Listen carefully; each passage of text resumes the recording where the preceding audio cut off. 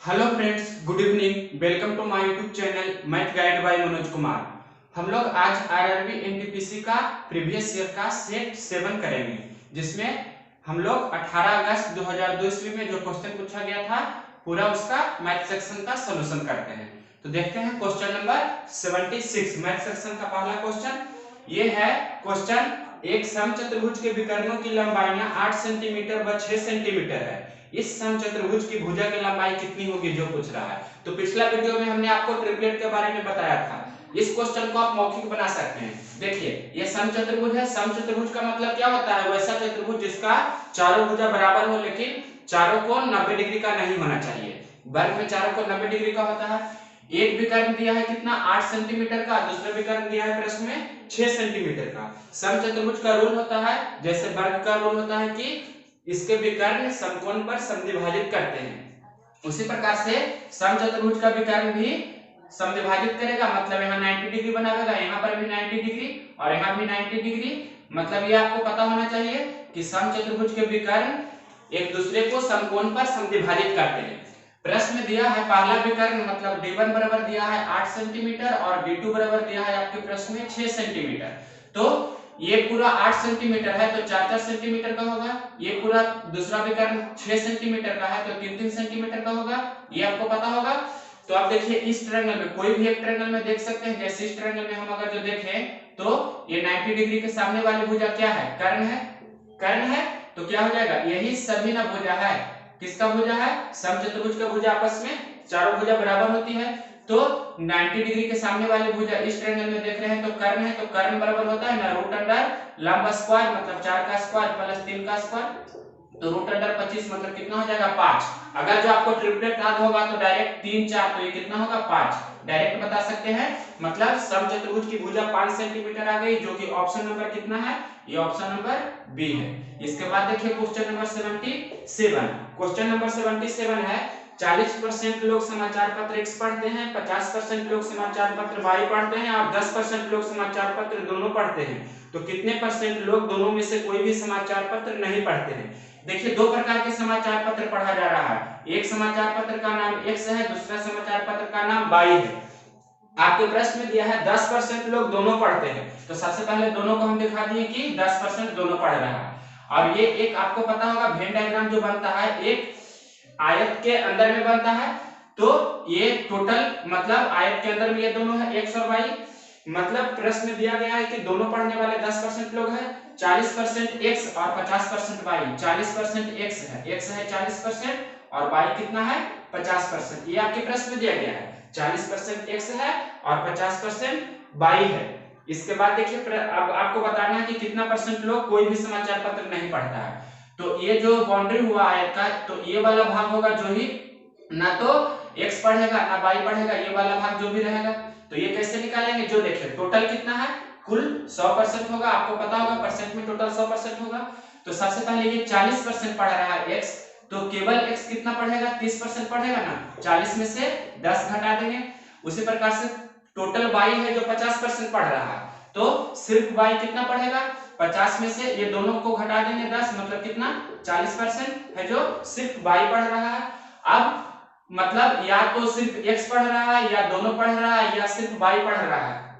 यानी कि पहला समाचार पत्र पढ़ने वाला या दूसरा पढ़ने वाला या दोनों पढ़ने वाला, यानी कि टोटल समाचार पत्र पढ़ने वाला कितना हो जाएगा?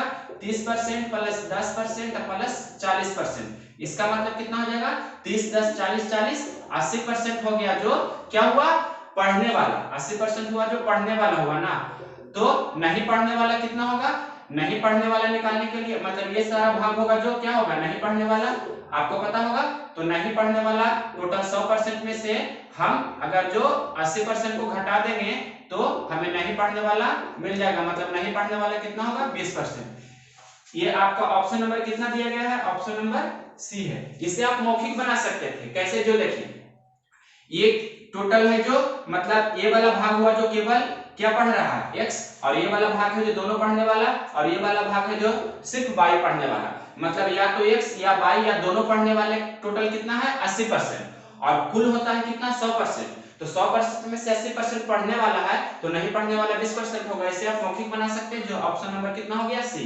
इसके बाद देखिए next question, question number 78 number question बोल रहा है यदि अल्फा कॉमा बीटा किसी समीकरण x minus a into x minus b बराबर c के मूल हो तो x minus alpha into x minus beta plus c बराबर 0 के मूल कौन सा होगा। जो देखिए प्रश्न दिया है इस प्रकार से कि x minus a into x minus b, x minus a into x minus b plus c बराबर सी दिया है, बराबर सी। इसका मूल कौन कौन है, इसका मूल है अल्फा है और बीटा है, इसका मूल अल्फा बीटा है। तो देखिए प्रश्न में ये भी चीज दिया गया है, एक समीकरण और दिया गया है x minus alpha into x minus beta plus c बराबर 0। तो सबसे पहले इसे सोल्व कर लेते हैं, इसे ब्रेक कीजिएगा तो क्या हो जाएगा एक्स स्क्वायर और माइनस ए एक्स माइनस बी एक्स इस प्रकार से होगा। तो हम यहाँ पर लिख देते हैं माइनस ए एक्स माइनस बी एक्स और माइनस माइनस प्लस ए इंटू बी बराबर से लिख दिए। यहाँ पर से एक्स स्क्वायर, अगर जो हम दोनों में एक्स कॉमन ले लें तो हो जाएगा यहाँ पर ए प्लस बी और यहाँ प्लस ए बी बराबर सी। अब देखिए या हम कांस्टेंट को एक तरफ कर लेते हैं माइनस सी बराबर 0, या दोनों सी भी कांस्टेंट है ये भी कांस्टेंट होता है तो ये इसे एक तरफ कर लिए हमने। अब देखिए एक इक्वेशन आपको और दिया है प्रश्न में, क्या x minus alpha into x minus beta, x minus alpha into x minus beta plus c बराबर 0 ये दिया गया है आपके प्रश्न में। इसे अगर जो ब्रेक करेंगे तो क्या हो जाएगा, देखिए x square minus alpha x minus beta x plus alpha into beta plus c बराबर 0 इस प्रकार से होगा। तो इसे हम सजाकर यहाँ लिख रहे हैं, देखिए क्या हो जाएगा एक्स स्क्वायर माइनस दोनों में से एक्स कॉमन लेंगे तो क्या हो जाएगा अल्फा प्लस बीटा प्लस, अब ये अल्फा प्लस बीटा ये तो हम लिख दिए, अब बचाइए अल्फा इंटू बीटा और प्लस सी बराबर 0। तो ये तो कांस्टेंट है, कांस्टेंट से हमें मतलब नहीं है, सिर्फ हमें मतलब है ए और बी, इससे भी हम तुलना कर सकते हैं। अब दोनों को कंपेयर करेंगे, मतलब इस इक्वेशन और इक्वेशन को दोनों को तुलना करेंगे तो तुलना करने पर हम पाएंगे कि ए के जगह पर देखिए अल्फा है और बी के जगह पर बीटा है, मतलब अल्फा का मान ए है और बीटा का मान बी है। हम लिख सकते हैं अल्फा का मान ए और बीटा का मान बी। आप सेटिस्फाई भी करके देख सकते हैं, यहाँ पर हम ए रखेंगे और यहाँ बी रखेंगे तो ये वाला इक्वेशन हमें प्राप्त हो जाएगा। मतलब यहाँ रख कर देख सकते हैं क्या हो जाएगा x square minus x into alpha की जगह पर हम क्या रखेंगे ए, तो ए हो जाएगा और बीटा की जगह पर बी रखेंगे तो ए प्लस बी और इंटू एक्स तो पहले ही है और प्लस अल्फा इंटू बीटा की जगह पर ए इंटू बी लिख सकते हैं और प्लस सी बराबर 0। तो सेम यही क्वेश्चन हमें प्राप्त हो गया। किसी समीकरण का कोई हल होता है, इसका मतलब वो हल उसे संतुष्ट करना चाहिए। तो ए और बी संतुष्ट कर रहा है, अल्फा का मान ए और बीटा का मान बी। ऐसा कौन सा ऑप्शन है, a comma b, option number c में है ए कोमा बी, मतलब ये अल्फा है तो ये बीटा है। आपका ऑप्शन नंबर हो जाएगा सी आंसर। इसके बाद नेक्स्ट क्वेश्चन देखते हैं। अब देखिए नेक्स्ट क्वेश्चन, क्वेश्चन नंबर 79।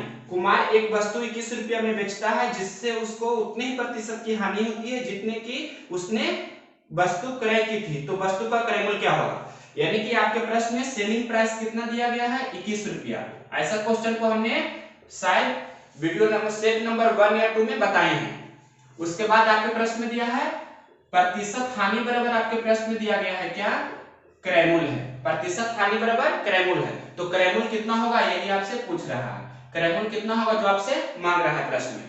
तो देखिए ऐसे प्रश्न को आपको क्या करना है, बाई ऑप्शन बनाना है। हम बहुत बार बता चुके हैं ऐसे प्रश्न को बाई ऑप्शन बनाइएगा। अगर जो आप इसे नियम से बनाने लगेंगे तो ये क्वाड्रेटिक इक्वेशन में चला जाएगा, द्विघात समीकरण में। तो बाई ऑप्शन भी कैसे बनाएंगे, जो देखिए आपको इसमें बनाने का सबसे पहले शॉर्टकट तरीका हम बताए थे, क्या सबसे शॉर्टकट बेस्ट मेथड है शॉर्टकट, जो देखे ध्यान से। शॉर्टकट तरीका ये है कि सेलिंग प्राइस जो दिया है 21 रुपया, तो जब प्रश्न में प्रतिशत हानि बराबर क्रय मूल्य रहे, एक होता है कंडीशन प्रतिशत लाभ बराबर क्रय मूल्य, जब प्रतिशत हानि बराबर क्रय मूल्य रहे तो इसे ऐसा दो टुकड़ा में ब्रेक करना है कि दोनों का योगफल होना चाहिए 21 जो दिया गया है। जो जैसे यहाँ पर 21 को हम ब्रेक करेंगे तो 3 7 21 होता है, 3 गुना 7, तो दोनों का जो सम है 3 + 7 10 हो रहा है ना, मतलब दोनों का योगफल कितना होना चाहिए 10। उसके बाद देखिए अगर जो आपके प्रश्न में अगर जो यहाँ पर रहता प्रतिशत लाभ, तो क्या करते हैं दोनों का सम नहीं डिफरेंस होना चाहिए 10। जैसे नेक्स्ट क्वेश्चन एक हम ले लेते हैं समझने के लिए यहाँ पर अपने मन से, कि अगर जो विक्रय मूल्य आपके प्रश्न में 144 रुपया है, ठीक, विक्रय मूल्य 144 रुपया है और क्वेश्चन में रहेगा प्रतिशत लाभ बराबर क्रय मूल्य, और यही क्रय मूल्य आपसे पूछ रहा है कितना होगा। तो ऐसे प्रश्न को कैसे बनाएंगे, क्रैमूल को ऐसा दो पार्ट में तोड़ना है कि दोनों का सम होना चाहिए 10, मतलब यहाँ पर दोनों का सम 10, यहाँ दोनों का डिफरेंस सेम होना चाहिए, जैसे मतलब अंतर, जैसे हम कर रहे हैं 18 वाट कितना होता है 144, तो दोनों का अंतर कितना हो रहा है, दोनों का अंतर मतलब 18 माइनस 8 बराबर 10, यानी कि यहाँ पर दोनों का योगफल होना चाहिए 10 और यहाँ पर दोनों का अंतर होना चाहिए 10। जब प्रतिशत लाभ दिया रहे तो अंतर 10 होना चाहिए और प्रतिशत हानि रहे तो क्या करेंगे, दोनों का योग 10 होना चाहिए। ऐसा विक्रयमूल को दो पार्ट में तोड़ना है। तो अब 3 को 10 से गुना कर देंगे और 7 को भी 10 से गुना कर देंगे, तो यही 70 और 30 मतलब 30 होगा या 70 होगा या दोनों होगा आपका आंसर। लेकिन इसमें क्या होगा, इसमें स्मॉल पार्ट वाला मतलब जो 8 है इसमें सिर्फ आपको 10 से गुना करना है, तो 80 आपका क्रैमूल हो जाएगा आंसर, 80 रुपया आपका क्रैमूल हो जाता है आंसर। अब इसे बेसिक से आपको बताए थे इस प्रकार से, एक फार्मूला ये बताते हैं, आपको पता भी होगा कि विक्रयमूल बराबर क्या होता है, विक्रयमूल बराबर होता है ना क्रैमूल प्लस लाभ, विक्रयमूल बराबर क्रैमूल प्लस लाभ, और यहाँ क्या होगा हानि में विक्रयमूल बराबर क्रैमूल माइनस हानि, ये आपको पता होगा। तो लाभ या हानि किसका होता है, क्रैमूल का लाभ परसेंट या हानि भी होता है तो क्रैमूल का हानि परसेंट। तो यहाँ पर हम लिख सकते हैं ना कि लाभ के जगह पर क्रैमूल का लाभ परसेंट, क्रैमूल का प्रॉफिट परसेंट, इस प्रकार से लिख सकते हैं। या यहाँ पर भी हम लिख सकते हैं विक्रयमूल बराबर क्या, क्रैमूल माइनस क्रैमूल का लॉस परसेंट। अब जबकि आपके प्रश्न में दिया गया है प्रतिशत हानि बराबर क्रैमूल, तो इसे हमने x मान लिया, यहाँ पर भी हमने अगर जो x मान लिया तो इतना क्रैमूल की जगह पर x लिखेंगे और हानि परसेंट की जगह पर भी x लिखेंगे, यानी कि विक्रयमूल बराबर हो जाता है रोल x माइनस x का x परसेंट। लेकिन जब लाभ रहता है तो विक्रयमूल बराबर क्या हो जाता है x प्लस x का x परसेंट। यही चीज आपको हम शॉर्टकट में बताए थे, इसी का यूज करके आप बाय ऑप्शन से बना सकते हैं। तो देखिए आप यहाँ पर 30 रख कर देखिए विक्रयमूल कितना दिया है, विक्रयमूल तो 21 है ही प्रश्न में, 21 आ जाना चाहिए। तो मतलब सबसे पहले 30 रख कर आप टेस्ट कर लीजिए कि 30 माइनस 30 का 30%, 30 माइनस 30 का 30%, तो कितना होगा 30 माइनस 30 का 30% 9 होता है, तो 30 में से 9 जाएगा तो 21 हो रहा है, मतलब 30 क्रैमूल रहेगा तो आपका प्रतिशत हानि बराबर क्रैमूल और विक्रयमूल 21 रुपया होगा। उसी प्रकार से 70 भी रख के आप देख सकते हैं, तो 21 आना चाहिए, 70 रख कर देखिए 70 माइनस 70 का 70%, तो 70 का 70% 49 होगा, तो 70 माइनस 49 तब भी 21 होता है, यानी कि मेरा कंसेप्ट सही है। तो इस स्थिति में मतलब जब विक्रयमूल को ऐसा दो पार्ट में ब्रेक करना है कि दोनों का योगफल सम मतलब सम जिसे बोलते हैं कितना 10 होना चाहिए। लेकिन जब प्रतिशत लाभ बराबर क्रैमूल रहे तो ऐसा स्थिति में विक्रयमूल को ऐसा दो टुकड़ा में तोड़ना है कि दोनों का डिफरेंस मतलब अंतर 10 होना चाहिए। तो इसमें स्मॉलेस्ट पार्ट जो रहता है, छोटा पार्ट जो रहता है उसमें 10 से गुना करेंगे, वही सिर्फ आपका आंसर होगा। यहाँ चेक कर सकते हैं, जैसे यहाँ पर विक्रयमूल कितना 144 है ना, यहाँ पर आप 80 रख कर देखिए तो 80 प्लस 80 का 80% कितना हो जाएगा, 80 प्लस 80 का 80% 64 होता है, तो 144। ऐसे 144 भी दिया हुआ है प्रश्न में, तो ये हमने अपने मन से आपको लेकर बताया। पिछला वीडियो में ये क्वेश्चन होगा भी, तो दोनों जो इसका टाइप होता है आपको बताएं। शॉर्टकट अप्रोच ये है और बेसिक से आप इसे ऐसे देख सकते हैं। आप देखिए क्वेश्चन नंबर 18 नंबर क्वेश्चन बोल रहा है एक सम पिरामिड का आधार 10 सेंटीमीटर भुजा वाला वर्ग है तथा इसकी ऊंचाई 12 सेंटीमीटर है, तो इसका तिर्यक मतलब इसका वक्र पृष्ठ क्षेत्रफल कितना होगा जो पूछना चाहिए, लेकिन तिर्यक पृष्ठ लिखा मतलब वक्र पृष्ठ पूछ रहा है। तो सम पिरामिड का वक्र पृष्ठ होता है 1/2 गुना आधार का परिमाप गुना तिर्यक ऊंचाई। ये जो वर्ग है, वर्ग की भुजा आपके प्रश्न में कितना दिया गया है, चारों भुजा वर्ग के बराबर होती है, तो वर्ग की भुजा आपके प्रश्न में 10 दिया गया है। मतलब इसे हम समविभाजित मतलब बीच वाला कितना होगा, जैसे इतना दूर 5 होगा और यहाँ से यहाँ भी 5 होगा। और ये दिया गया है आपका एक चीज कि देखिए प्रश्न में दिया गया है कि इसकी ऊंचाई कितना है 12 सेंटीमीटर, ऊंचाई कितना है, मान लीजिए कि इसका हम यूज कर रहे हैं, देखिए इसका यूज कर रहे हैं, ये वाला कितना है 12 है, ये वाला आपको 12 है और ये वाला 5 है, तो ये कितना होगा 5 12, तो ये कितना होगा 13। आपको पता होगा समकोण त्रिभुज में इस प्रकार से कि अगर जो ये 12 है और ये 5 है तो ये कितना होगा 13 होगा, इतना आपको आना चाहिए। ये आप निकाल भी सकते हैं √5 का स्क्वायर और प्लस 12 का स्क्वायर, तो 13 चला आएगा। तो आधार का परिमाप मतलब क्या, वर्ग का परिमाप क्या होता है, 4 गुना भुजा। तो 4 गुना वर्ग की भुजा कितना है 10, तो 4 गुना 10 करेंगे इनटू तिर्यक ऊंचाई कितना हमने निकाल लिया 13। अब इसे हल कर देंगे, मतलब इस प्रकार से 1/2 गुना ये ऐसे भी कैंसिल कर सकते हैं, 2 दूनी 4, तो 13 दूनी 26 मतलब 260 मीटर स्क्वायर की सेंटीमीटर स्क्वायर। अगर जो सेंटीमीटर में दिया है तो सेंटीमीटर स्क्वायर आपका आंसर हो जाएगा। ये ऑप्शन नंबर कितना है बी। इसमें आपको फार्मूला आना चाहिए, सब पिरामिड का वक्रपृष्ठ 1/2 गुना आधार का परिमाप गुना तिर्यक ऊंचाई। नेक्स्ट क्वेश्चन देखिए, क्वेश्चन नंबर 81 नंबर क्वेश्चन है ज्योमेट्री का। एक बाह्य बिंदु O से खींची गई छेदक रेखा दिए हुए वृत्त को बिंदु A और B, पहले छेदक रेखा आपको पता है किसको कहते हैं, जैसे ये हम सर्किल खींचे तो ये वाला रेखा होता है जो छेदक रेखा होता है, आपको ये आना चाहिए। तो आगे देखिए क्वेश्चन में पढ़ते हैं। प्रश्न में है कि एक बाह्य बिंदु O से खींची गई एक छेदक रेखा वृत्त को बिंदु A और B पर इस प्रकार काटती है, OA 4 और OB 9 है, तो बिंदु O से वृत्त पर खींची गई स्पर्शी रेखा की लंबाई बताइए। ये आप मौखिक भी बना सकते हैं, लेकिन हम आपको समझा देते हैं, ये एक थ्योरम होता है, आपको पता होना चाहिए। ये एक सर्किल है, इसका सेंटर O है। मान लिया कि कोई बाहरी बिंदु ये O है, यहां से हमने ये छेदक रेखा खींचा, ठीक। इसका नाम दे देते हैं, पहला बिंदु पर वृत्त का काटा जिसका नाम A है, दूसरा बिंदु पर काटा जिसका नाम B दे दिया हमने। इसके बाद आपके प्रश्न में ये देखिए, प्रश्न में दिया गया है पूरा कि OA 4 है और OB 9 है। OA 4 है मतलब यहां से यहां तक की लंबाई कितना है, OA 4 और OB यहां से यहां तक कितना है 9 है। तो आपसे स्पर्शी रेखा मतलब इस बिंदु से हम यहाँ पर वृत्त पर खींचेंगे एक स्पर्श रेखा, तो ये स्पर्शी रेखा की लंबाई होगी, मतलब इसे टेंजेंट बोलते हैं इंग्लिश में, और हिंदी में बोल सकते हैं टेंजेंट लाइन, और हिंदी में स्पर्शी रेखा या स्पर्श रेखा भी बोल सकते हैं। तो ये आपको क्या होता है, अगर जो हम इसे D मान लेंगे, इस बिंदु को D मान लिए, तो OD का स्क्वायर बराबर होता है, OD का स्क्वायर बराबर OA गुना OB, OA गुना OB, ऐसा आपको ध्यान रखना है, या आपको डायरेक्ट भी फॉर्मूला याद होगा। तो OD बराबर क्या हो जाएगा, root under OA into OB, मतलब आपके प्रश्न में दिया गया है OA कितना दिया गया है 4 और OB दिया गया है 9, तो 9 चौक 36 का वर्गमूल कितना हो जाएगा 6, तो 6 सेंटीमीटर आपका फाइनल आंसर हो जाएगा स्पर्श रेखा की लंबाई, जो वृत्त से होकर मतलब वृत्त को परिधि को होकर गुजरती है, इसे ही स्पर्श रेखा बोलते हैं। 6 सेंटीमीटर आपका ऑप्शन नंबर कितना है, ये ऑप्शन नंबर है सी नंबर ऑप्शन आपका आंसर होगा। आपको ये पता होना चाहिए कि इसे मौखिक भी हम बना सकते थे, लेकिन समझाना था तो लिखकर बताएं। इसके बाद देखिए नेक्स्ट क्वेश्चन नंबर 82 भी यहाँ पर हम बता देते हैं। प्रश्न में दिया है x माइनस 1/x बराबर 2, x माइनस 1/x बराबर 2 दिया है, तो आपसे क्या पूछ रहा है, x पे पावर 4 प्लस 1/x पे पावर 4। बहुत ही सिंपल क्वेश्चन है।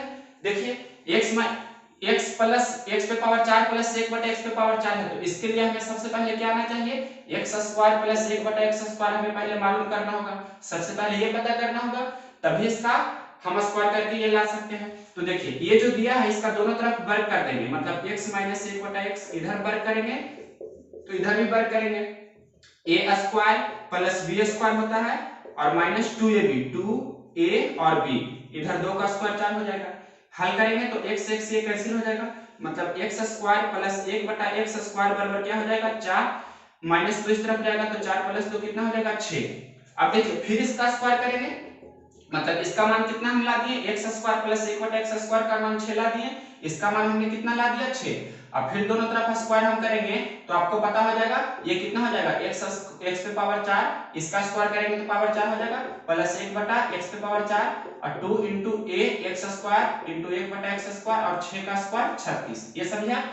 फिर ये तो कैंसिल हो जाएगा और प्लस 2 उस तरफ जाएगा तो 36 माइनस 2 हो जाएगा, मतलब x पे पावर 4 प्लस 1/x पे पावर 4 बराबर 36 माइनस 2 तो 34। ये तो हुआ बेसिक से, ये आपको बताइए बेसिक, और एक होता है मौखिक भी, उसे आप बना सकते हैं। x माइनस 1/x बराबर 2 दिया है तो x प्लस 1/x आप पहले निकाल लेंगे और फिर x पावर 4 प्लस 1/x पे पावर 4 की ओर जाएंगे, वैसे भी आप बना सकते हैं। तो 34 आपका ऑप्शन नंबर कितना हो जाएगा, ऑप्शन नंबर डी आपका फाइनल आंसर हो जाएगा। फिर से बताते हैं कैसे हमने किया, x माइनस 1/x 2 दिया था तो इसका दोनों तरफ स्क्वायर किए तो x square plus 1/x square का मान 6 चला आया, फिर इसका वर्ग किया दोनों तरफ तो x की पावर 4 प्लस 1 बटा x की पावर 4 36 माइनस 2 34 आ गया। ऑप्शन नंबर डी आपका फाइनल आंसर हुआ।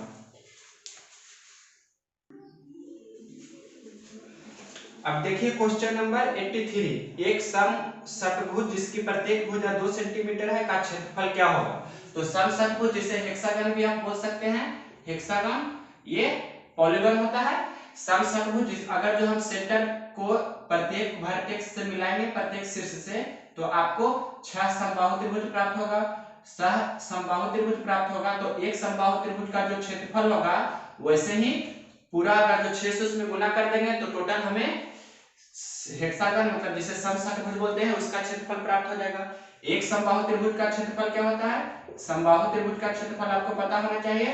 समबाहु त्रिभुज का क्षेत्रफल होता है √3/4 गुना भुजा स्क्वायर। समबाहु त्रिभुज का क्षेत्रफल होता है √3/4 गुना भुजा स्क्वायर। अगर जो भुजा को हमने a मान लिया तो √3/4 गुना भुजा स्क्वायर। ऐसा ऐसा कितना है 1 2 3 4 5 6, तो टोटल समषटभुज का क्षेत्रफल होगा 6 × √3/4 × साइड का स्क्वायर।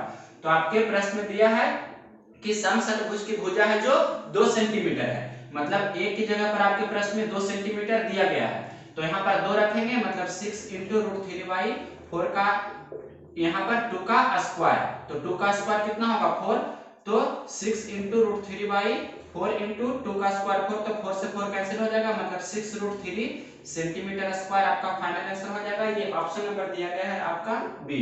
इसके बाद नेक्स्ट क्वेश्चन 84 नंबर देखिए। 84 नंबर क्वेश्चन है, यदि समीकरण x² + ax + b = 0, पहला समीकरण दिया है x² + ax + b = 0 और दूसरा समीकरण दिया है x² + bx + a = 0, x² + bx + a = 0। ये दूसरा समीकरण दिया है का एक मूल उभयनिष्ठ हो। उभयनिष्ठ मतलब होता है कॉमन, यानी कि दोनों में एक उभयनिष्ठ मूल है। मतलब मान लिए कि दोनों का उभयनिष्ठ मूल हम यहाँ पर मान लेते हैं a है, a तो नहीं मान सकते, b भी नहीं मान सकते क्योंकि इसमें दिया है। मान लिए कि c है, उभयनिष्ठ मूल हमने मान लिया इसका c है और इसका भी, दोनों का उभयनिष्ठ मूल क्या है c, दोनों का उभयनिष्ठ मूल हमने c मान लिया। तो देखिए जो मूल होता है समीकरण को संतुष्ट करता है तो हम यहाँ पर c रख रहे हैं, तो c का स्क्वायर होगा प्लस a × c हो जाएगा, या ac से हम लिख सकते हैं प्लस b = 0। इतना आप समझे। उसके बाद देखिए यहाँ पर फिर दूसरा में हम c रखेंगे क्योंकि इसका भी मूल c है, इसका भी मूल c है कॉमन, तो c का स्क्वायर प्लस यहाँ पर क्या हो जाएगा b × c या c × b लिख सकते हैं प्लस a = 0। तो ये इक्वेशन फर्स्ट, ये इक्वेशन सेकेंड। हम अगर जो दोनों को घटा दें तो घटाने पर क्या होगा plus c² minus c² cancel हो जाएगा, ac माइनस bc, तो यहाँ पर c कॉमन है तो क्या हो जाएगा a माइनस b। इतना आप समझे, c कॉमन होगा तो a माइनस b प्लस यहाँ पर देखिए प्लस b और माइनस a, तो b माइनस a को हम ऐसे लिख सकते हैं बराबर, इधर भी 0 है इधर भी 0 है, तो 0 में 0 घटाएंगे तो 0 होगा। अब देखिए ध्यान से यहाँ पर a माइनस b है प्लस b माइनस a को हम अगर जो माइनस यहाँ पर हम कॉमन ले लेंगे तो क्या हो जाएगा a माइनस b बराबर 0। अब देखिए c × a minus b plus minus minus होगा a माइनस b बराबर 0। अब दोनों में a माइनस b कॉमन है तो a माइनस b को हमने कॉमन अगर जो ले लिया तो क्या हो जाएगा यहाँ पर सिर्फ c बचेगा और माइनस यहाँ पर 1 बचेगा, इतना बराबर 0। तो आप देख सकते हैं कि प्रश्न में आपको दिया गया है एक चीज कि दोनों का मूल है जो c है। यहाँ पर से आप या तो इतना बराबर 0 होगा या इतना बराबर 0 होगा, मतलब a माइनस b बराबर 0 या c माइनस 1 बराबर 0। अब आप ऑप्शन देख सकते हैं, ऑप्शन में क्या दिया गया है, आपके ऑप्शन में दिया गया है +1 या -1, इस प्रकार से ऑप्शन आप देख सकते हैं। ऑप्शन में दिया गया है 1, 1/2, -1 और 2। प्रश्न में जो दिया है दोनों का एक ही मूल है जो उभयनिष्ठ है। तो देखिए यहाँ पर ये तो 0 नहीं हो सकता, a माइनस b, दो का गुना 0 होना चाहिए, इसका मतलब ये 0 हो या ये 0 हो, तो ये तो 0 नहीं होगा ना। क्यों नहीं होगा, क्योंकि a बराबर b नहीं है, a और b अलग अलग है। तो इसी प्रकार से a बराबर b नहीं है, इसलिए ये वाला टर्म तो 0 के बराबर नहीं होगा। अब ये वाला टर्म 0 के बराबर होगा, ये नहीं 0 है तो ये तो 0 होगा, क्योंकि 2 का प्रोडक्ट 0 होना चाहिए, यानी कि c - 1 बराबर 0, तो c बराबर कितना 1। ऐसा आप समझे। सी का मान कितना है 1 और सी का मान या तो समीकरण 1 में रखें या समीकरण 2 में रखें। तो मान लीजिए कि समीकरण 1 में अगर रखेंगे तो समीकरण 1 क्या था, सी का square plus ac plus b बराबर 0। तो 1 का square plus a into 1 plus b बराबर 0। तो 1 प्लस a प्लस b बराबर 0। तो a प्लस b का मान कितना चला आया, -1। ये आपका कौन सा ऑप्शन है, ऑप्शन नंबर सी आपका फाइनल आंसर हो जाएगा। अब नेक्स्ट क्वेश्चन देखिए, क्वेश्चन नंबर 85 नंबर क्वेश्चन। आपको पता होगा, ये 10th क्लास में भी आप पढ़े होंगे। दिया गया है दो समरूप त्रिभुज एबीसी और पीक्यूआर के परिमाप 36 और 24 सेंटीमीटर है। यदि पीक्यू 10 हो तो एबी की माप कितना होगा। दो त्रिभुज है इस प्रकार से, पहला त्रिभुज का नाम दिया गया है एबीसी और दूसरा त्रिभुज का नाम दिया गया है पीक्यूआर। तो इसका परिमाप आपको दिया गया है 36 सेंटीमीटर और इसका परिमाप दिया गया है 24 सेंटीमीटर। एक चीज और, PQ दिया गया है कितना 10, PQ दिया गया है 10 सेंटीमीटर। तो AB की लंबाई कितना होगा, मान लीजिए x होगा। तो आपको पता होगा जब दोनों त्रिभुज समरूप है, समरूप का मतलब आपको पता होगा, समरूप का मतलब क्या होता है कि दोनों का आकृति समान होना चाहिए, तो उसका माप भी समान होगा। तो 36/24 लिखेंगे। तो यहाँ पर क्या लिखना होगा, 36 क्या लिखे हैं हम, त्रिभुज एबीसी का परिमाप, मतलब जो परिमाप का अनुपात होगा वही उसके भुजा का अनुपात होगा। आप इसका थ्योरम जानते होंगे। तो 36/24 हमने लिखा, तो कितना लिखना होगा यहाँ पर x/10। ये आप समझे, 36/24 हमने लिखा तो क्या लिखना होगा x/10। उसी प्रकार से कैंसिल कीजिए, 12 × 36, 12 × 2 = 24, 2 × 5 = 10, तो 3 × 5 = 15। x का मान कितना चला है 15, मतलब ये 10 है तो ये कितना होना चाहिए 15। ए भी 15 हो गया। ये ऑप्शन नंबर कितना हो जाएगा, सी नंबर ऑप्शन आपका आंसर होगा। मतलब 85 नंबर का सी हो गया। इसके बाद देखिए 86 नंबर क्वेश्चन बोल रहा है, ये आपका रीजनिंग का क्वेश्चन है, समझा देते हैं। एक अपराध किया गया है और प्रभारी अधिकारी को मालूम है कि साक्षियों में से 2 झूठे हैं। ये फिक्स कर दिया है कि 2 झूठा है, लेकिन एक व्यक्ति सही बोल रहा है। 2 झूठा है और एक व्यक्ति सही बोल रहा है, मतलब 3 व्यक्ति है। आपको पता लगाना है कि निम्नलिखित व्यक्तियों में से कौन सा सही बोल रहा है। 3 व्यक्ति टोटल है, जिसमें से 2 झूठ बोल रहा है और एक है जो सही बोल रहा है। तो पता लगाना है कि कौन सही बोल रहा है। अब कथन देखिए, कथन में है पी बोल रहा है अपराध की रात x घर पर था। क्यू बोल रहा है x घर पर नहीं था। आर बोल रहा है पी सही है। तो देखिए, आर बोल रहा है कि पी सही है और पी बोल रहा है कि अपराध की रात x घर पर था। यानी कि जब आर सही बोल रहा है तो पी भी सही होगा, यानी कि पी और आर दोनों एक समान बोल रहा है। तो एक समान बोल रहा है यानी कि दोनों झूठ बोल रहा है। क्यों झूठ बोल रहा है, प्रश्न में दिया गया है कि 2 झूठे हैं, तो ये दोनों एक जैसा बोल रहा है, मतलब ये दोनों झूठ है। तो सही कौन है, x घर पर नहीं था, मतलब क्यू है जो सही है। यानी कि 86 नंबर का ऑप्शन नंबर कितना हो जाएगा बी, जिसका आंसर होगा क्यू। इसके बाद देखिए क्वेश्चन नंबर 86 हो गया कंप्लीट। 87 देखिए, 87 नंबर क्वेश्चन है, यदि x² + px = q, पहला इक्वेशन दिया है x² + px q, ये दिया गया है। इसके बाद सेकंड इक्वेशन दिया है 5x² - 3px 3px - 15q = 0। ये आपको नहीं दिया गया है, अपने समझना का मासा दिया गया है x - 3, मतलब ये हम लिख सकते हैं इसे -q = 0। इस प्रकार से इक्वेशन बनाकर लिख दिए।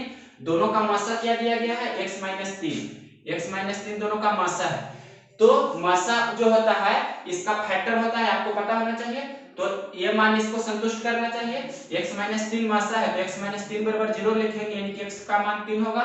तो x का मान 3 इसमें भी रखेंगे, x का मान 3 इसमें भी रखेंगे। तो 3 इसमें रखे तो 3 का स्क्वायर और प्लस p गुना 3 हो जाएगा -q = 0।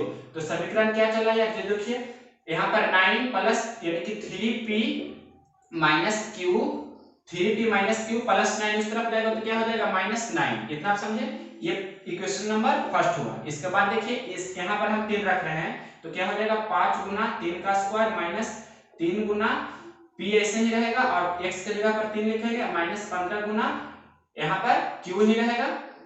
x का जगह पर हम क्या रख रहे हैं 3, क्योंकि वो मासा है इस कारण से।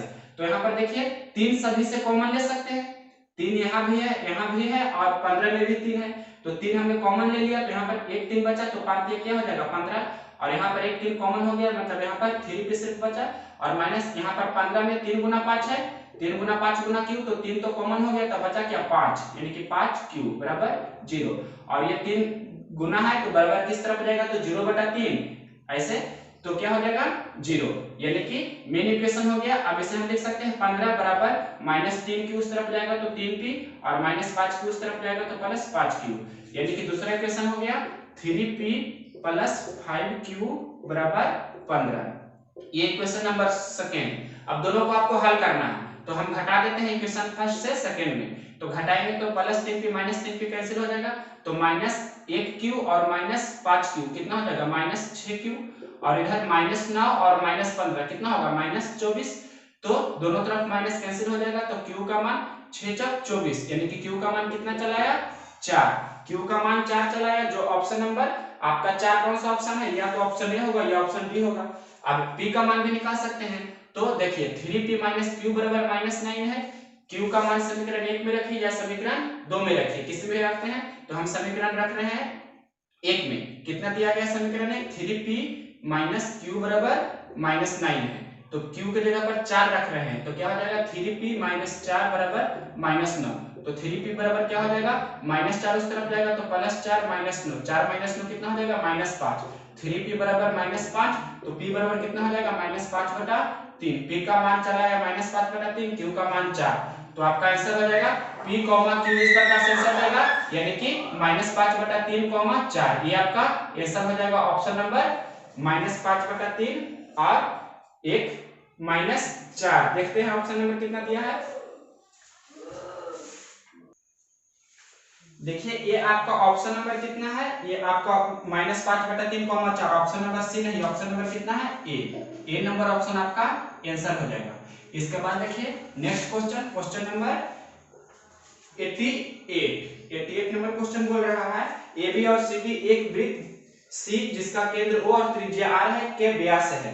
मतलब सबसे पहले हमने इस प्रकार से एक सर्किल ड्रा किया जिसमें क्या है, ये सर्किल सी है जिसका त्रिज्या R होगा, हम ये सेंटर दिखा रहे हो, इसका दो व्यास है, दो व्यास कैसे भी हम मान सकते हैं, मान लिए कि देखिए ध्यान से, ये पहला व्यास है, पहला व्यास को हमने यहाँ पर AB नाम दे दिया, पहला व्यास को AB, और दूसरा व्यास कैसे भी हम लिख सकते हैं जो सेंटर से होना चाहिए, दूसरा व्यास को हमने नाम दे दिया CD, दूसरा व्यास को हमने नाम दे दिया CD, दो व्यास है।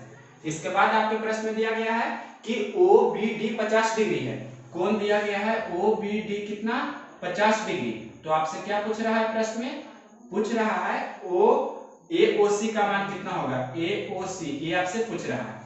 देखिए हम B को C से ऐसे मिला सकते हैं, B को C से इस प्रकार से मिला सकते हैं, और यहाँ पर से AB को भी मिला सकते हैं, लेकिन OBD देखिए OBD तो CD ऐसे लिखे हैं, तो CD हम ऐसे भी लिख सकते हैं इस प्रकार से C और D, तो हो गया ना O B और D, यहाँ पर से आप ऐसे, यहाँ पर हम इस प्रकार से इस तरह से मिला सकते हैं, तो OBD मतलब ये वाला कोण कितना दिया है 50 डिग्री, ये वाला कोण कितना दिया है 50 डिग्री। आपसे पूछ रहा है AOC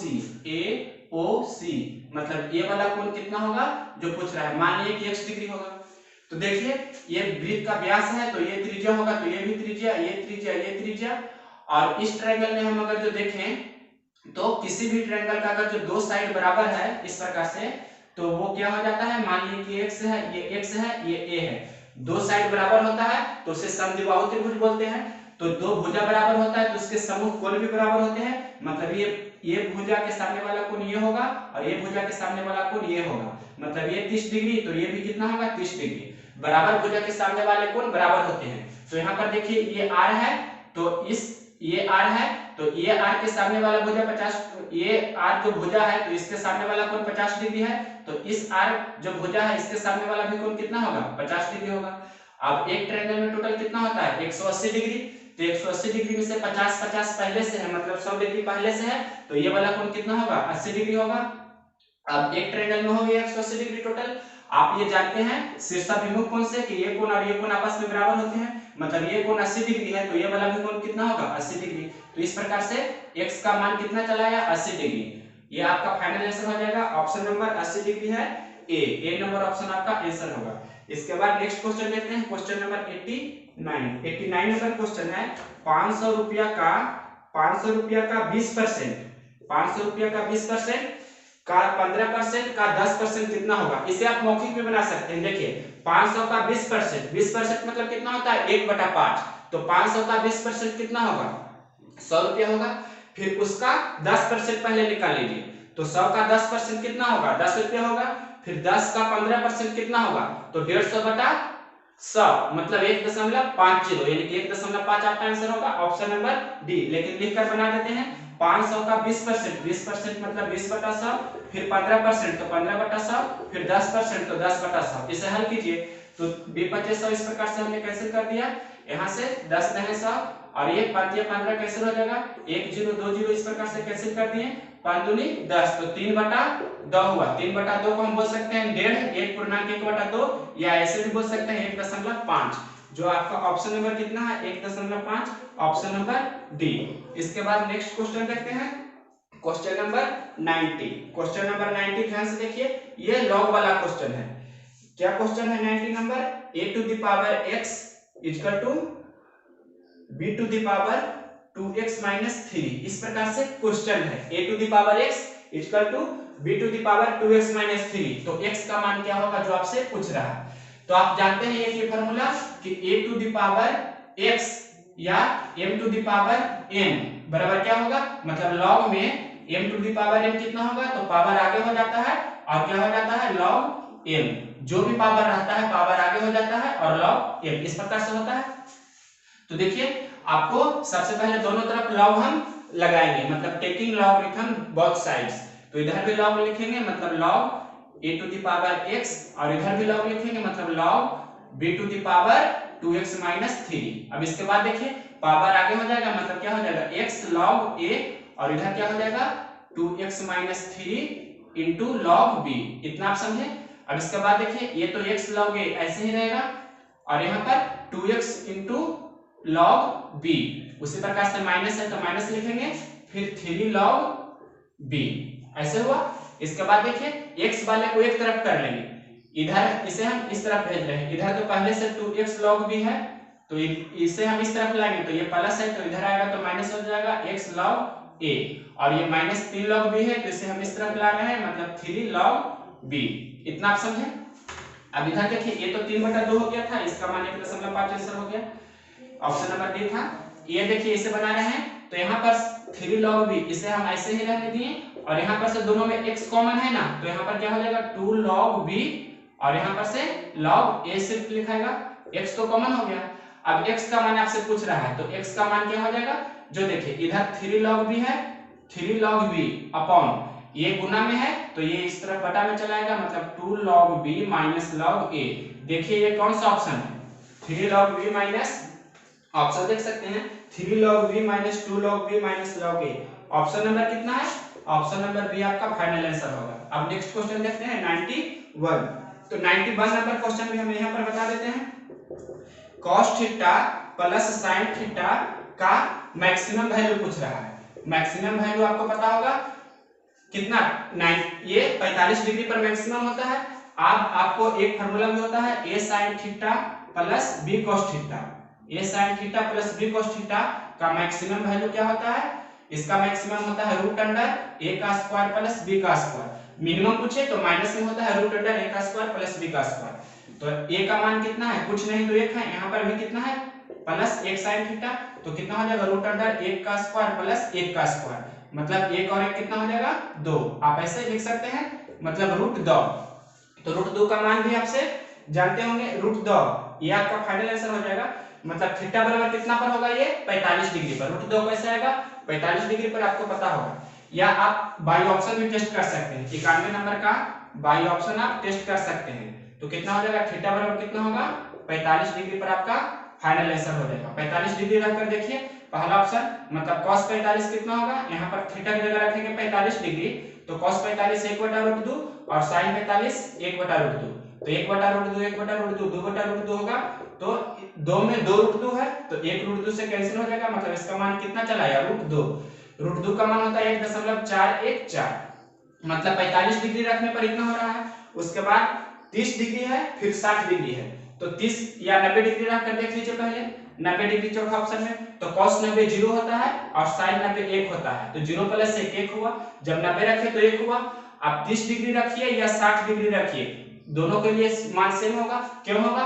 cos 30 का जो मान होगा वो sin 60 का होगा। जैसे cos हम अगर 30 डिग्री रख रहे हैं तो cos 30 कितना होता है √3/2 और sin 30 कितना होता है 1/2। अगर तो हम 60 डिग्री रखते तो cos 60 कितना होता है 1/2 और sin 60 कितना होता है √3/2। तो यहाँ पर से कितना हो जाता है √3 + 1/2। √3 का मान होता है 1.414, तो हो जाता है 2.414। अब 2 से डिवाइड करेंगे तो कितना हो जाएगा 2 एकम 2 दशमलव, यहाँ पर कितना हो जाएगा 2 दूनी 4, और जो भी होगा मतलब 1.2 के लगभग हो रहा है, 1.4 है, तो इससे तो ये छोटा ही है, ये बड़ा है और ये छोटा है। मतलब थीटा बराबर 45 डिग्री पर ही cos थीटा + sin थीटा का मान मैक्सिमम हो रहा है। तो ऑप्शन नंबर कितना हो जाएगा ए, मतलब sin थीटा + cos थीटा या cos थीटा + sin थीटा का मान महत्तम तभी होगा या मैक्सिमम तभी होगा जब थीटा बराबर 45 डिग्री रखेंगे तब। मतलब ऑप्शन नंबर कितना हो जाएगा 91 का ए, थीटा बराबर 45 डिग्री। अब देखिए next question, question number 92 number question क्या बोल रहा है, जो 92 नंबर क्वेश्चन बोल रहा है यदि दो धनात्मक संख्याओं का योग 25 है और उनका गुणनफल 124 है, दोनों संख्याओं का अंतर क्या होगा। तो आप जानते हैं, मान लीजिए कि पहली संख्या x और दूसरी संख्या y, तो मान लीजिए कि x बड़ा है y से, तो दोनों संख्या का योग दिया है आपके प्रश्न में कितना, x + y दिया है 25 और x × y कितना दिया है आपको 144, x × y 144 दिया है। तो x - y कितना होगा जो पूछ रहा है, x - y आपसे पूछ रहा है। तो आप जानते हैं डायरेक्ट एक फार्मूला ये कि x + y का whole square plus x - y का होल स्क्वायर बराबर क्या होता है 4xy, या a + b का whole square plus a - b का होल स्क्वायर बराबर 4xy। ये कैसे होता है आपको पता होना चाहिए। तो x + y का मान कितना दिया है 25, तो 25 का स्क्वायर हो गया। x - y आपको निकालना है, तो ये ऐसे ही रहने दिए 4xy मतलब 4 × 144, तो 25 का स्क्वायर 625 हो जाएगा, और ये प्लस x - y का होल स्क्वायर इसे हमने ऐसे ही रहने दिया। ये कितना हो जाएगा 4 × 16 14 × 56 और 1 57, यानी कि आप देखिए इधर x - y का होल स्क्वायर हमें निकालना है। ये क्या होता है प्लस नहीं, यहाँ पर सिर्फ फार्मूला में क्या होता है माइनस, आपको ये मालूम होना चाहिए क्यों होता है माइनस। आपको ये लिखकर बता देते हैं, x + y का होल स्क्वायर होता है x² + y² + 2xy, और x - y का होल स्क्वायर क्या होता है x² + y² और -2xy। अगर जो हम घटाएंगे तो साइन पलट जाएगा, मतलब ये हो जाएगा x + y का होल स्क्वायर और -x - y का होल स्क्वायर।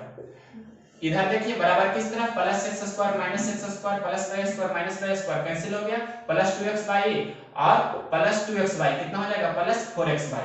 तो यहाँ पर फार्मूला में माइनस होता है, आपको ये मालूम होना चाहिए। तो अब देखिए 625 प्लस 576 इस तरफ लाएंगे तो -576 माइनस इस तरफ जाएगा तो +x - y का होल स्क्वायर। अब 625 में से 576 को घटाएंगे तो कितना हो जाएगा 49, तो 49 बराबर x - y का होल स्क्वायर। तो x - y बराबर कितना हो जाएगा 49 का वर्गमूल, यानी कि x - y का मान चला आया 7। ये तो हो गया आपको बेसिक।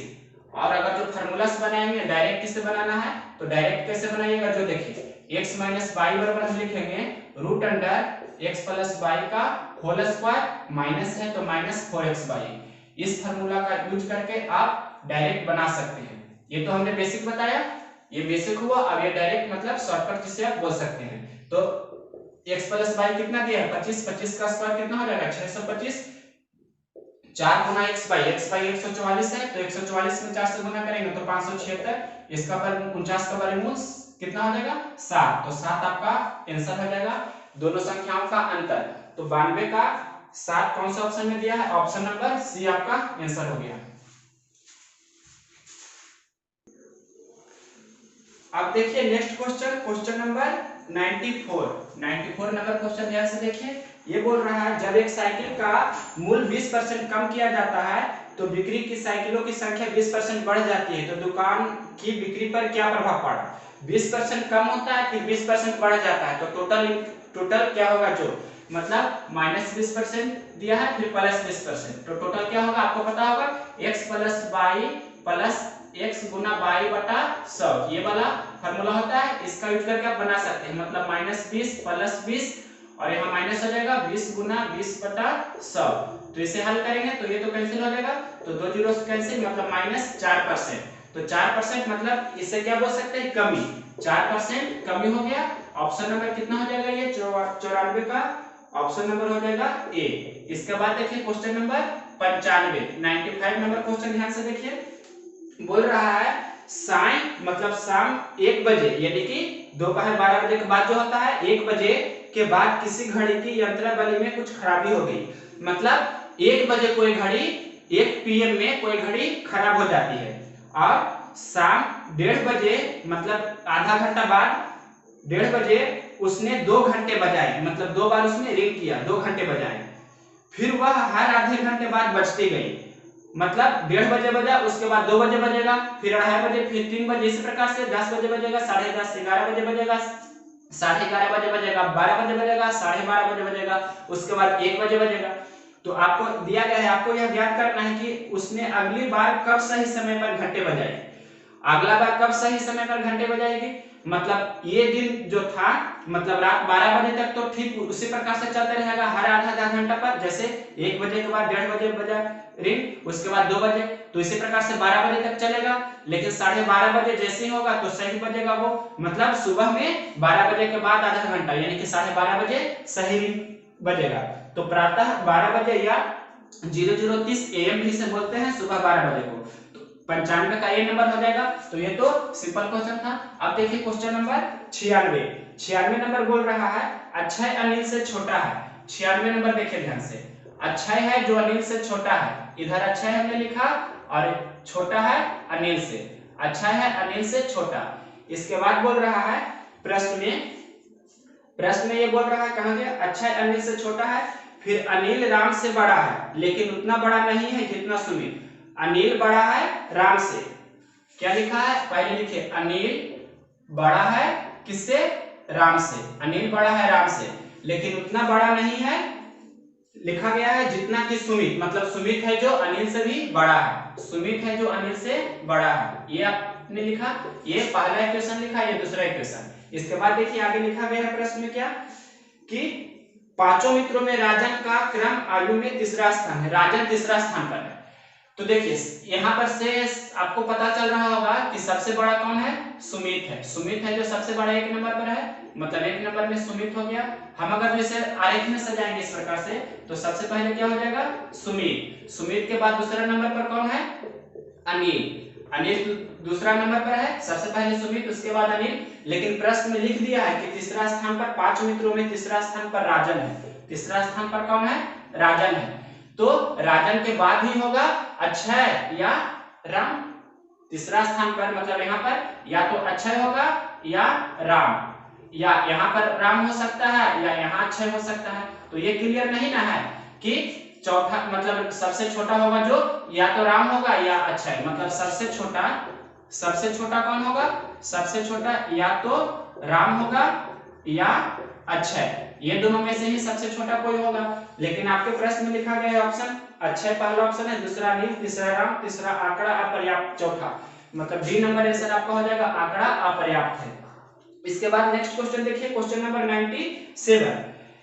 97 नंबर क्वेश्चन बोल रहा है, यदि 97 यहाँ पर हम बता रहे हैं, देखिए ध्यान से, क्वेश्चन लिखा गया है 2x क्यूब, इस प्रकार से 2x cube plus 4x square, 2x cube plus 4x square plus 2ax plus b, ये है जो पूरी तरह x स्क्वायर माइनस 1 से विभाजित हो जाती है, तो a और b का मान बताइए।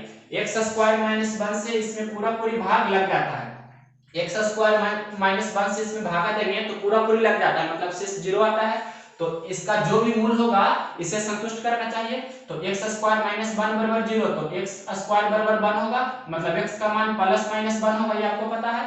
एक्स का मान क्या हो गया, प्लस माइनस 1, तो एक्स का मान सबसे पहले प्लस 1 यहाँ रखेंगे, मतलब एक्स बराबर हम 1 रखेंगे तो क्या होगा, जो देखिए एक्स बराबर 1 रख रहे हैं तो क्या हो जाएगा 2 × 1 का क्यूब प्लस 4 × 1 का square plus 2a × 1 plus b इतना बराबर 0। तो यहाँ पर देखिए क्या हो जाएगा, 2 और 4 6 हो गया, मतलब 2a प्लस b बराबर -6, ये पहला इक्वेशन दे दिया।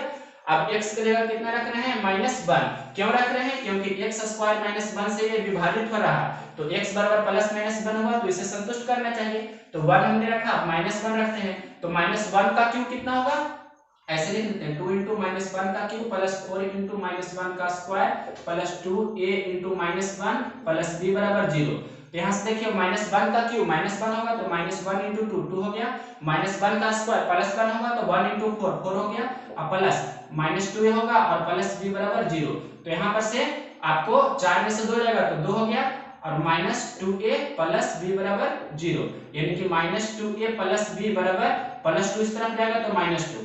इक्वेशन फर्स्ट हम यहाँ पर लिख रहे हैं 2a प्लस b बराबर -6, इक्वेशन सेकंड है -2a plus b, -2a plus b बराबर -2। इसे हल कीजिए, तो हल कैसे करेंगे, दोनों को जोड़ते हैं, तो जोड़ने पर +2a -2a कैंसिल हो जाएगा, तो 1b 1b 2b बराबर -6 और -2 -8, तो b का मान कितना हो गया, माइनस में 4, b का मान -4 हुआ, तो b का मान यहाँ हम रख सकते हैं -2a और ये कितना प्लस b का मान रखेंगे -4 यहाँ पर बराबर -2, तो -2a -4 बराबर -2, तो -2a बराबर -2 -4 उस तरफ जाएगा तो +4, 4 में से 2 गया तो 2, -2a बराबर 2, तो ये 2 से 2 कैंसिल हो जाएगा एक बार में, तो a का मान कितना चला गया, -a बराबर 1, यानी कि दोनों तरफ फिर माइनस से गुना करेंगे तो a का मान कितना हो गया, -1, a का मान -1, तो -1 और -4 कौन सा ऑप्शन है, देखिए -1 और -4 ये ऑप्शन नंबर कितना है, बी, -1 और -4 ऑप्शन नंबर कितना है, बी, तो 97 का बी आपका आंसर हो जाएगा। 98 नंबर देखिए ध्यान से, क्वेश्चन नंबर 98 देखिए, 98 नंबर क्वेश्चन क्या बोल रहा है, 98 नंबर क्वेश्चन कह रहा है एक कक्षा में 60 छात्र है, उनमें से 35 छात्र गणित पढ़ते हैं, 20 छात्र गणित और रसायन दोनों पढ़ते हैं, तो केवल रसायन विज्ञान पढ़ने वाले छात्रों की संख्या कितनी है। देखिए 2 छात्र है, मतलब ये गणित पढ़ने वाला है, सिर्फ मतलब गणित वाला ये वाला गोला हो गया, दूसरा रसायन वाला गोला ये वाला हो गया।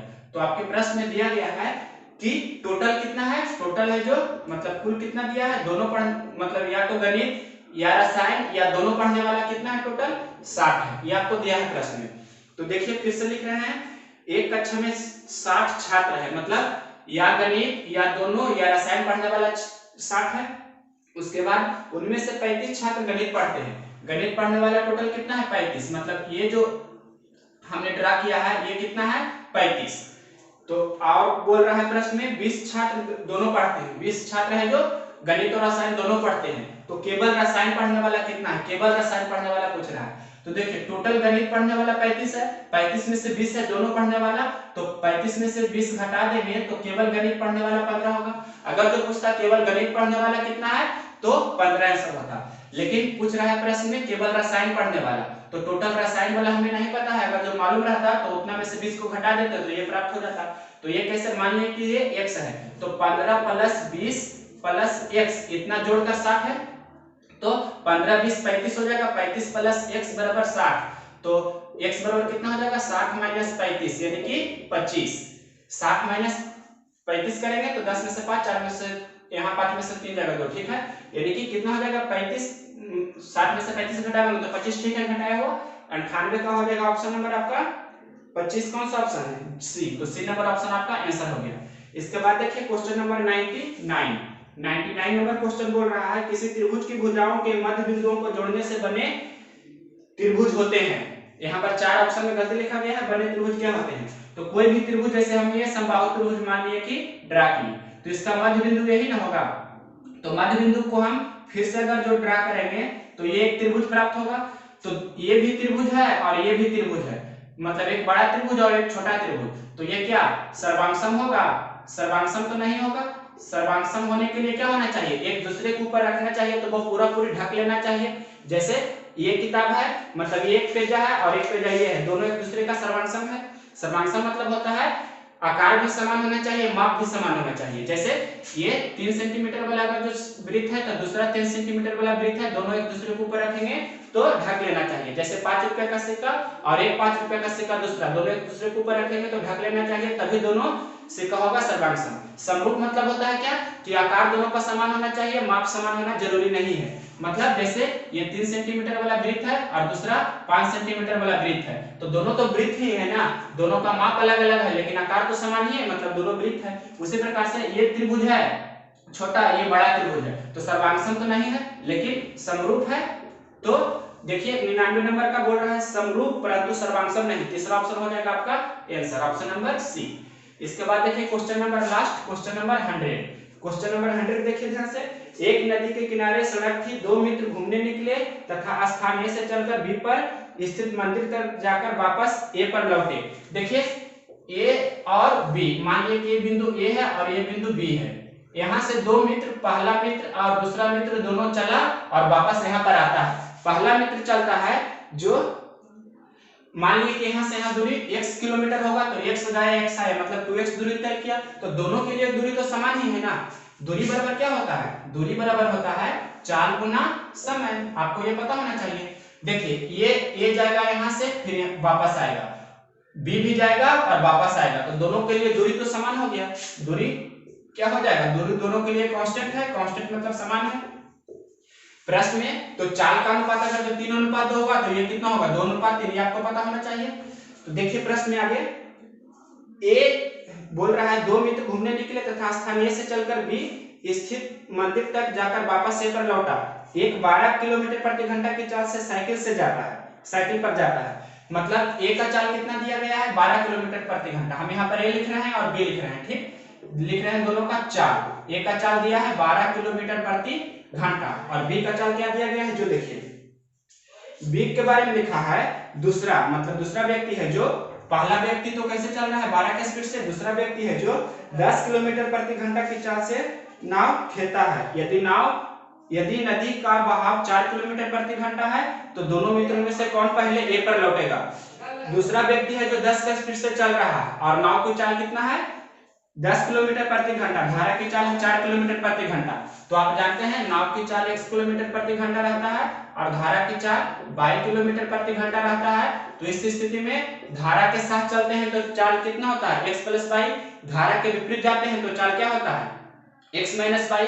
तो इधर हम जाएंगे इधर आएंगे, मतलब x - y मतलब दोनों का जो चाल होगा उस व्यक्ति का धारा के विपरीत होगा, मतलब x - y यानी कि 10 - 4 इतना किलोमीटर प्रति घंटा होगा, यानी कि इसे बोल सकते हैं 6 किलोमीटर प्रति घंटा।